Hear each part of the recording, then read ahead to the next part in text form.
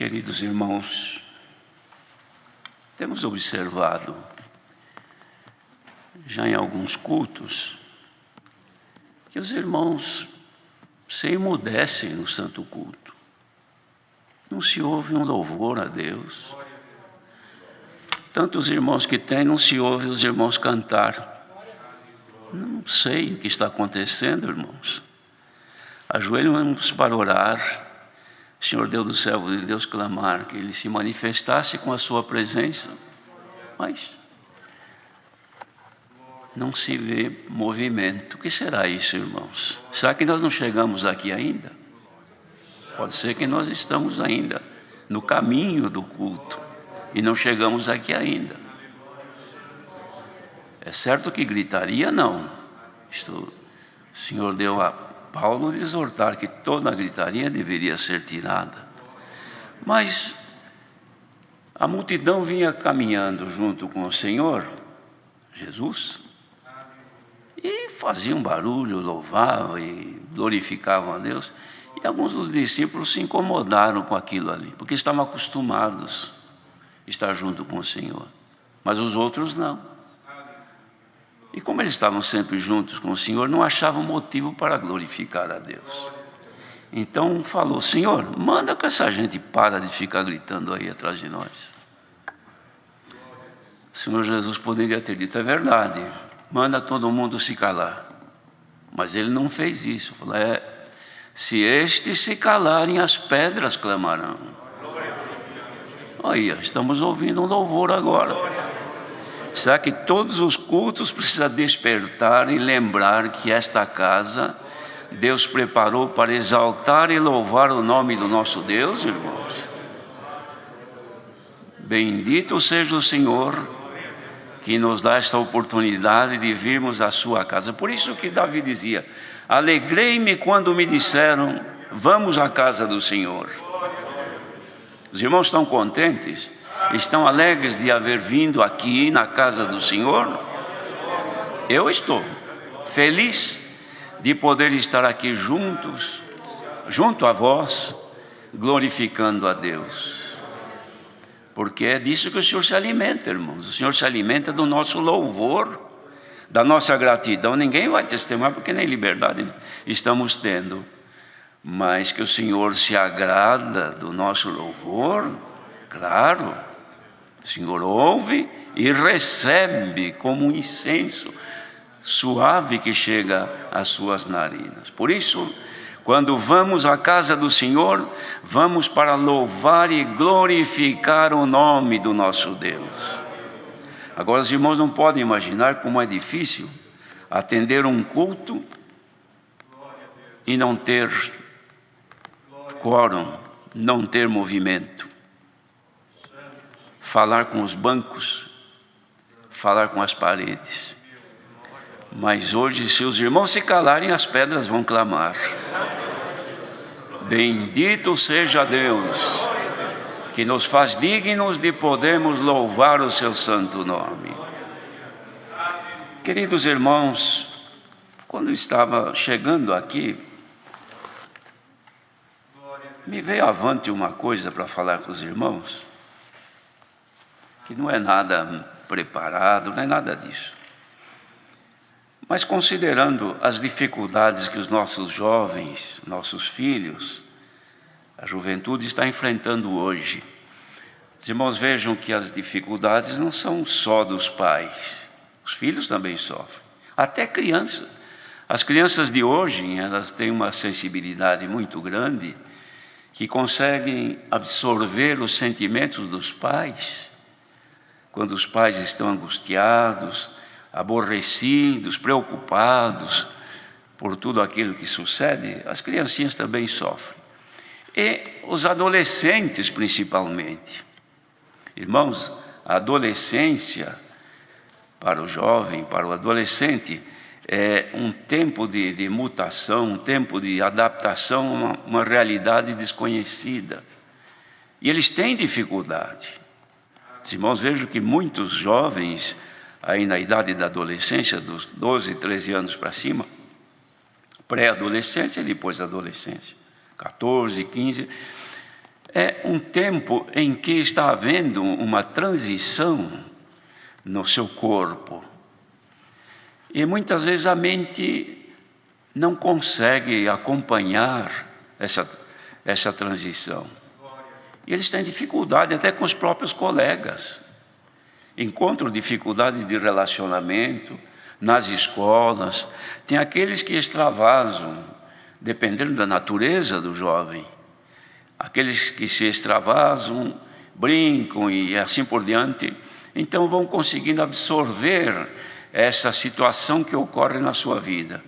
Mas nem todos, muitos, eles se contraem, se retraem e perdem aquela facilidade de contato que tinha, o relacionamento começa a deteriorar com os coleguinhas de escola. Nas reuniões de jovens, quantos adolescentes que já não querem mais ir, é uma dificuldade.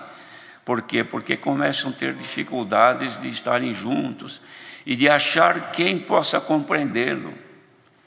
Ora, os pais têm o dever de entender os filhos, de investir nisso aí, porque é a hora, os irmãos vejam tudo que se constrói na vida da criança, na educação, no conhecimento da vida, no amor, na forma de tratar, tudo isso nós investimos nas criancinhas, na fala, leva-se à escola e assim por diante.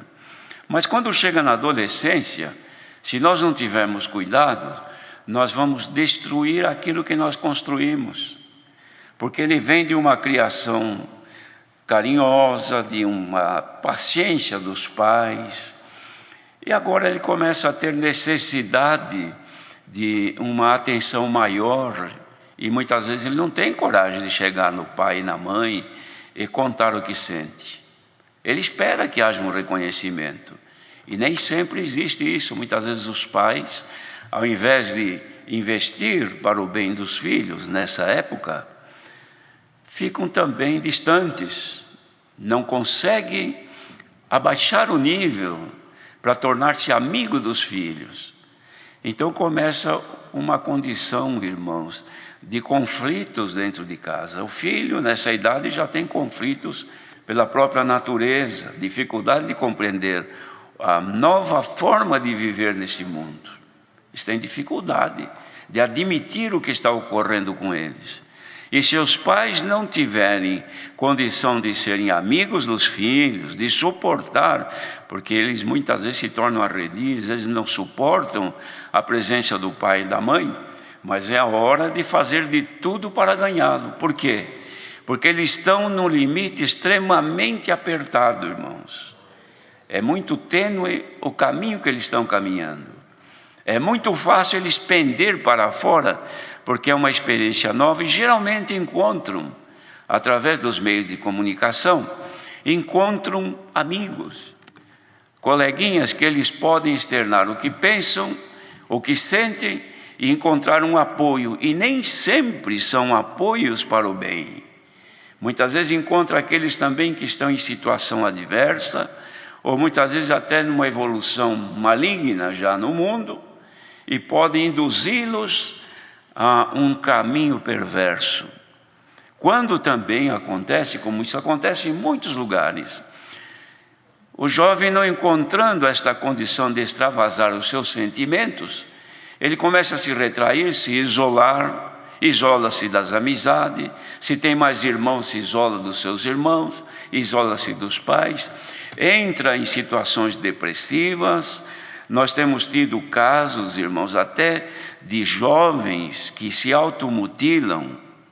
Por quê? Porque eles querem provocar em si o motivo de existir. Eles querem provocar no seu corpo uma forma dele entender que vive, que sente alguma coisa. E ele, não encontrando, é aconselhado lá fora por alguém que nesta condição insiste ou emite esses sinais malignos, e eles começam a partir para esta situação, e os pais não veem. Outros irmãos chegam a ponto de começar a pensar em suicídio e acabam se suicidando. E outros se lançam para o mundo e perde-se um filho. numa idade que nós poderíamos investir de tudo para não deixar chegar a esta situação. Irmãos, como homens de Deus, mulheres de Deus e pais, primeiro temos o Senhor que nos guia, que nos ajuda e nos abençoa. Depois temos a palavra, irmãos, que nós ouvimos e os conselhos. Se bem que nem sempre nós temos aconselhamento direto nesse assunto, mas o conselho para usar a caridade nós temos sempre. E é de pleno conhecimento nosso a necessidade desse dom da caridade. Tudo sofre, tudo suporta. Mas tem pais que não sofrem os filhos e não suportam os filhos. Há momento de conflito no lar que os pais perdem, irmãos, a razão e mandam o filho embora, manda a filha embora. Irmãos, imagine se o Senhor fizesse isso conosco.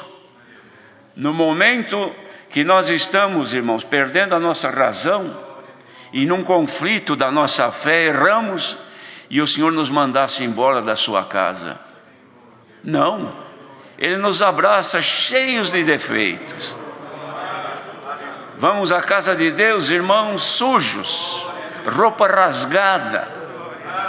O Senhor vem com carinho, nos abraça, nos lava, nos purifica, e veste uma roupa nova e dá a mão para nós andarmos com Ele. E às vezes não temos esse carinho com os nossos filhos. Queridos irmãos, abrace este conselho de hoje.